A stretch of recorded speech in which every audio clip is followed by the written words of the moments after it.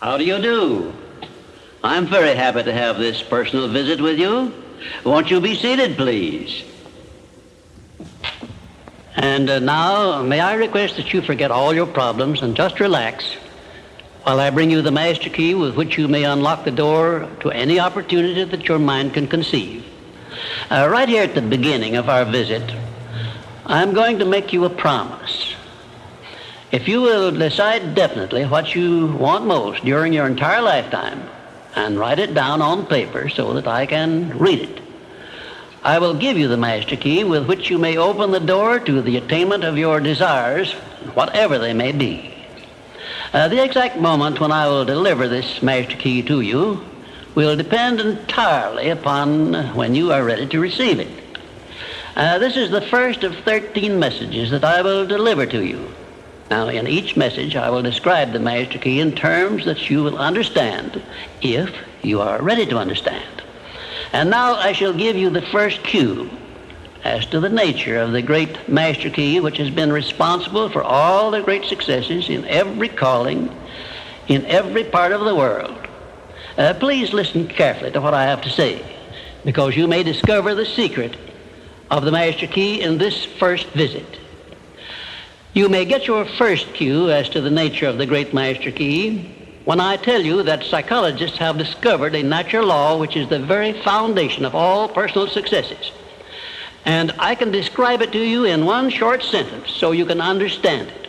Whatever the mind can conceive and believe, the mind can achieve. Isn't that a profound statement? You will notice that it says nothing about the need for education, but simply that whatever your mind can conceive and believe, your mind can achieve. Now, if you want evidence that the mind can achieve whatever the mind can conceive without the benefit of formal education, you only have to remember that Thomas A. Edison conceived the idea of becoming an inventor and lived to become the world's greatest scientist in the field of invention, with only 3 months of common school education. When I first heard Andrew Carnegie describe this natural law, which makes it possible for you and I and everyone else to write his own price tag in life and attain it, I became so enthused over it that I began to search for the power back of it. And my curiosity led me finally to the discovery of the master key, which I shall reveal to you if you are ready to receive it. My search led me to the study of the spiritual forces with which all of us are blessed. And it was in this field that I came upon a clue which has enabled me to help millions of people to find their earthly destinies. I want to describe my discovery in the simplest terms possible, because it will reveal to you why it is true that whatever the mind can conceive and believe, the mind can achieve, regardless of how many times you may have failed in the past or how lofty your aims and hopes may be. I caught my first fleeting glimpse of the profound law which provides the means by which we may choose our own purpose in life and attain it while I was being coached by Andrew Carnegie during the organization of the Science of Success philosophy. I had just finished telling Mr. Carnegie that I feared he had chosen the wrong person to give the world the first practical philosophy of personal success because of my youth, my lack of education, and my lack of finances. Well, at this point, Mr. Carnegie delivered a lecture that I shall never forget because it changed my entire life and paved the way for my helping to change the lives of millions of people, some of them not yet born. Let me call your attention to a great power which is under your control, said Mr. Carnegie. A power which is greater than poverty, greater than the lack of education, greater than all of your fears and superstitions combined. It is the power to take possession of your own mind and direct it to whatever ends you may desire. This profound power, Mr. Carnegie continued, is the gift of the Creator, and it must have been considered the greatest of all of his gifts to man, because it is the only thing over which man has the complete and unchallengeable right of control and direction.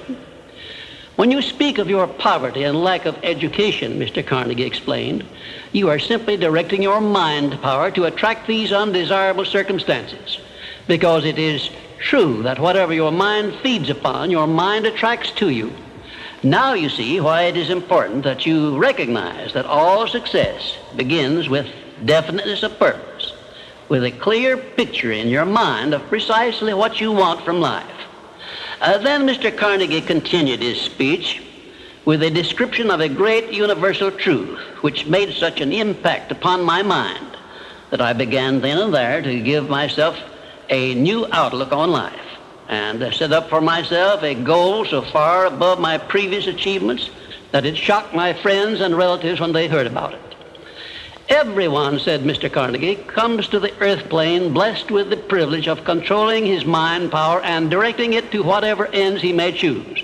But, he continued, everyone brings over with him at birth the equivalent of 2 sealed envelopes, one of which is clearly labeled the riches you may enjoy if you take possession of your own mind and direct it to ends of your own choice. And the other is labeled the penalties you must pay if you neglect to take possession of your mind and direct it. And now let me reveal to you, said Mr. Carnegie, the contents of those 2 sealed envelopes.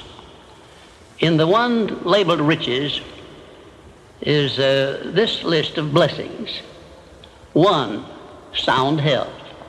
2, peace of mind. 3, a labor of love of your own choice.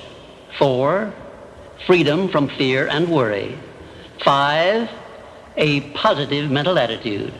6, material riches of your own choice and quantity.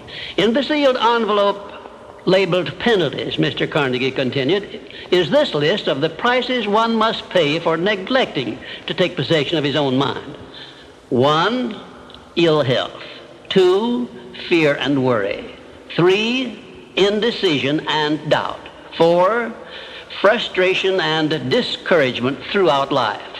5, poverty and want. 6, and a whole flock of evils consisting of envy, greed, jealousy, anger, hatred, and superstition.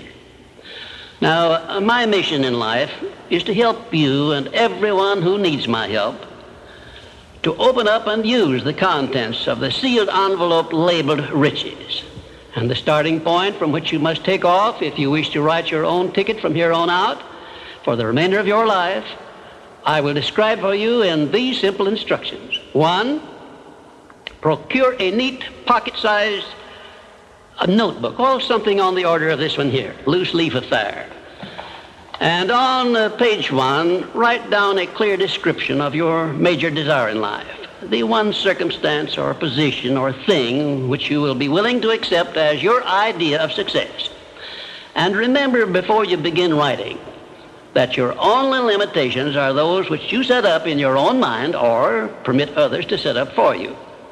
And 2, on page 2 of your notebook, write down a clear statement of precisely what you intend to give in return for that which you desire from life.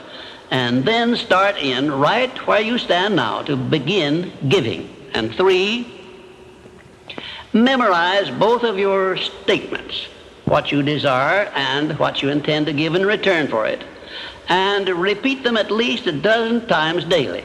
And always end your statements with this expression of gratitude for the blessings with which you were gifted at birth. I ask not, O divine providence, for more riches, but more wisdom with which to accept and use wisely the riches I received at birth in the form of the power to control and direct my mind to whatever ends I desire.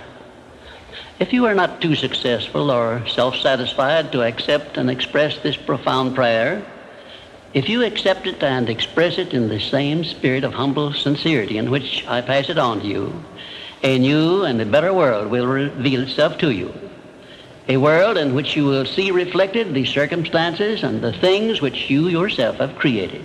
Next, I will give you a description of the second principle of success, through the application of which you may make use of the education and experience of other people and get the necessary help you may need in attaining your definite major purpose in life. And now let me close this, our first visit, with my favorite expression of gratitude.